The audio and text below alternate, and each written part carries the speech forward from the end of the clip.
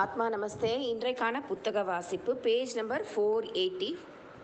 484ல் ஒரு லைன் மட்டும் இருக்குது. 485.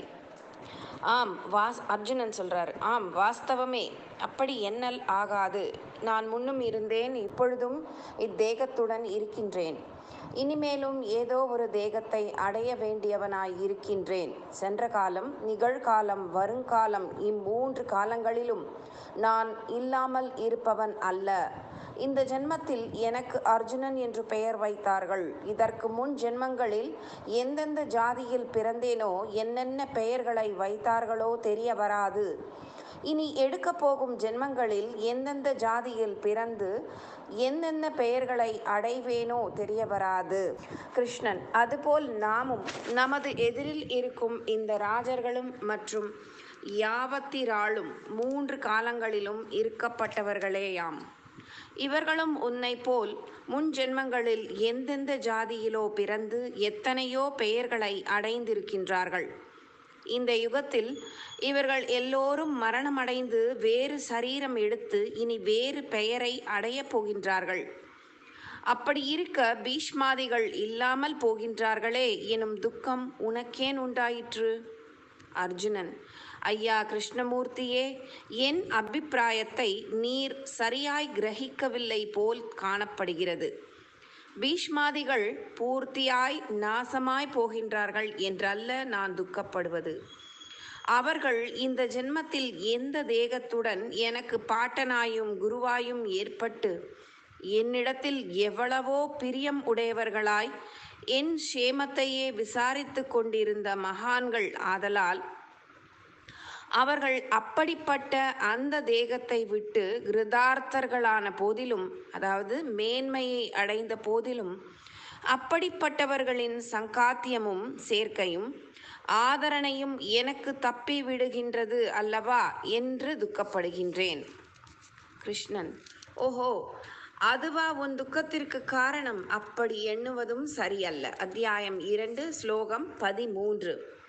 எப்படி என்றால் சொல்கின்றேன் கேள். இந்த பிரபஞ்சத்தில் மனிதர்கள் ஜன்மித்தவுடன் யாதொன்றும் தெரியாத சிசுவாய் இருந்து பிறகு சில நாட்களில் பால்ய தசை அடைந்து ஆட்டம் பாட்டங்களில் காலம் கழித்து சில நாள் சென்ற பிறகு யவ்வன தசை அடைந்து, அதாவது வயது வந்த பருவம், சந்தன புஷ்ப தாம்பூலாதிகளுடன் ஸ்திரீ போகம் அனுபவித்து காலம் கழித்து சில நாள் சென்ற பிறகு கிழத்தனம் உண்டாய் கண்கள், தேக சர்மம் முதலாகிய இந்திரியங்களின் பலம் குறைந்து நரை உண்டாகி கடைசியில் ஓர் ஊண்டுகோலாகிலும் இல்லாமல் நடக்க சக்தியற்றவர்களாய் மேல் தோல் சுருங்கி தலை நடுக்கலிட்டு கூன் வளைந்து பிறகு மரணமடைகின்றார்கள். அப்படியாவதற்கு காரணம் என்ன? ஆத்மா எப்பொழுதும் ஒரே விதமாயிருக்கப்பட்டதல்லவா? அப்படி இருக்க முதல் பிறந்த பொழுது எப்படி இருந்ததோ அப்படியே இராமல் தேகம் இத்தனை விதங்களாய் மாற வேண்டியது ஏன்? தேகம் இத்தனை விதங்களாய் மாறுபடுவதை காட்ட படத்தில் குழந்தை படுத்திருக்கின்றது. இக்குழந்தை 10 வயது வந்தவுடன் யாதொரு வியசனமும் இல்லாமல் விளையாடுகிறான். வயது 20 வந்தவுடன் அவன் யவ்வனமான ஸ்ரீ மேல் மோகத்தை உண்டாகும். அந்த மோகத்தை தீர்த்து கொள்ள விவாகம் செய்து அவளை கட்டியணைத்து முத்தமிட்டு மோகத்தை தீர்த்து கொள்கின்றான். 30 வயதிற்குள் குழந்தைகளை பெற்ற பிறகு மனைவியின் மேல் முன்னிருந்த மோகம் ஆசை கொஞ்சம் குறைந்து குழந்தைகளின் மேல் மிகவும் ஆசையுடையனாய் இருப்பான். வயது 40 வந்தவுடன் குடும்ப விஷயத்தில் கவலை உண்டாகி மனைவி மக்களை காப்பாற்ற சக்தி இல்லாமல் மனம் வருத்தமடைந்தும் துக்கம் அனுபவித்து வருங்காலத்தில் தனது புத்திரர்களுக்கு யவ்வன தசை வந்து அவர்கள் சம்பாதிக்கும் பொருள்களால் தந்தை சுகமடைந்து பிறகு தான் 40 வயது வரையில் அனுபவித்த சுக துக்கங்களை எல்லாம் 50 வரையில் யோசனை செய்கிறான். 60 வயது தொடர்ந்தவுடன் சரீர பலம் குறைந்து கையில் தடி பிடிக்க ஆரம்பிக்கின்றான். 60 வயது முதல் 90 வயது வரையில் அப்போதுக்கப்போது சரீரம் மாறுபட்டு கையில் எவ்வாறு தடி பிடித்து நடக்கின்றானோ பாருங்கள். அர்ஜுனன்: சரீரம் இவ்வாறு மாறுபட்டு வருவது மனிதர்களுக்கு மாத்திரமே அல்ல, பிரதி ஜீவ ஜந்துக்களுக்கும் சரீரம் இப்படியே மாறுகின்றதை பார்க்கின்றோம். இதனை யோசிக்கும் அளவில் தேக தர்மம் என தோன்றுகிறது.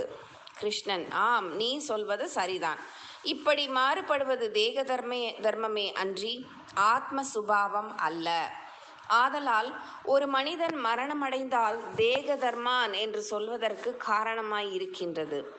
தேகதாரியாகிய ஆத்மா அந்தந்த தேகத்தில் எப்படி பால்ய யவ்வன கௌமார அதாவது கிழத்தன தசைகளை அடைந்து அந்தந்த தேகத்தை விட்டு மற்றொரு தேகத்தில் பிரவேசிப்பது ஆத்மாவிற்கு இயல்பாய் இருக்கின்றது. ஆதலால் பீஷ்மாதிகளினுடைய ஆத்மாவும் தேக தர்மானுகுணங்களால் அந்தந்த தேகத்தை விடுவது சகஜமாய் இருக்கின்றன.